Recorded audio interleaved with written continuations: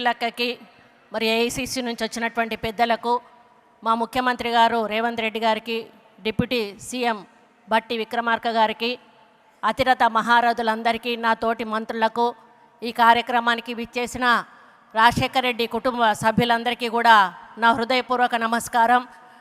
మరి ఈరోజు ఈ కార్యక్రమంలో ఒక ఆడబిడ్డగా పాల్గొనే అవకాశం నాకు కల్పించిన సోదరిమణి షర్మిల గారికి హృదయపూర్వక నమస్కారాలు తెలియజేస్తూ ఉన్నాను.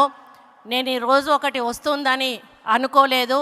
ఎందుకంటే దశాబ్ద కాలం నుంచి కూడా రాజశేఖర రెడ్డి గారు ఒక విధంగా మన మనసుల్లో ఉన్నా కూడా రాజకీయంగా కనుమరుగైపోయారనే విషయాన్ని ఇక్కడ చెప్పాల్సిన అవసరం ఉంది.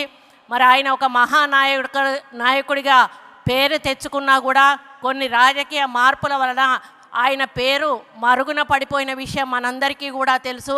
కానీ ఈరోజు రాజశేఖర రెడ్డి బిడ్డగా వైఎస్ షర్మిల గారు మళ్ళీ తన తండ్రిని ప్రజల్లోకి మరి తీసుకొచ్చి నానా నేనున్నాను అనేటువంటి ఒక భరోసా కల్పించి రాజశేఖర రెడ్డి గారిని మనం ముందుకు తీసుకొచ్చినందుకు మరి వారిని అభినందిస్తూ ఉన్నాను. మరి నాకు చాలా గర్వంగా ఉంది. ఈరోజు వస్తుందని నేను అనుకోలేదు. ఎందుకంటే ఇప్పుడే రామచంద్రరావు అన్న చెప్పినట్టుగా నా భర్తకు ప్రాణదానం కల్పించిన రాజశేఖర రెడ్డి గారి కోసం ఆ రోజు నేను మంత్రి పదవిని వదిలిపెట్టుకున్న విషయం మీ అందరికీ కూడా తెలుసు.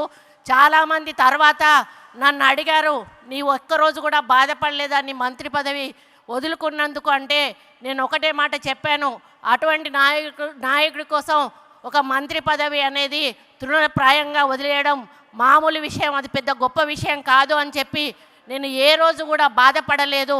కాబట్టి అటువంటి మహానాయకుడు మన కాంగ్రెస్ పార్టీలో ఉండి మనకు సేవలు అందించి మళ్ళీ వారి కూతురు ఇక్కడ కాంగ్రెస్ పార్టీకి బాధ్యత వహిస్తూ ముందుకు తీసుకెళ్తున్న తరుణంలో పొన్నం ప్రభాకర్ అన్న చెప్పినట్టుగా తప్పకుండా రేవంత్ అన్న మా తెలంగాణ ప్రజలందరం కూడా ఆంధ్రప్రదేశ్లో కాంగ్రెస్ పార్టీ అధికారంలోకి వచ్చే వరకు మీ వెన్నంటి ముందుకు నడిపిస్తామని తెలియజేసుకుంటూ ఈ వేదిక మీద నుంచి మా ముఖ్యమంత్రి గారు రేవంత్ అన్నను ఒక్కటే రిక్వెస్ట్ చేస్తూ ఉన్నాను. అన్న ఒక సమైక్యాంధ్రలో ఒక మంచి ముఖ్యమంత్రిగా పేరు తెచ్చుకున్న రాజశేఖర రెడ్డి గారికి ఆయన స్మృతివనం అంటూ ఇక్కడ ఆంధ్రప్రదేశ్లో లేదు, అక్కడ తెలంగాణలో లేదు. కాబట్టి మీరు మీ నాయకత్వంలో ఆయనకు హైదరాబాద్లో తప్పకుండా ఒక స్మృతివనం ఏర్పాటు చేసి ఆ నాయకుడిని చరిత్రలో నిలపాలని ఈ వేదిక మీద నుంచి రిక్వెస్ట్ చేస్తూ మీ అందరికీ ధన్యవాదాలు అర్పించుకుంటూ సెలవు తీసుకుంటా ఉన్నాను. జై హింద్. థ్యాంక్ యూ అమ్మా. తెలంగాణ నుంచి ఇటీవల జరిగినటువంటి పార్లమెంట్ ఎన్నికల్లో జానారెడ్డి గారు అబ్బాయి రఘువీర్ గారు 5 లక్షల ఓట్ల మీద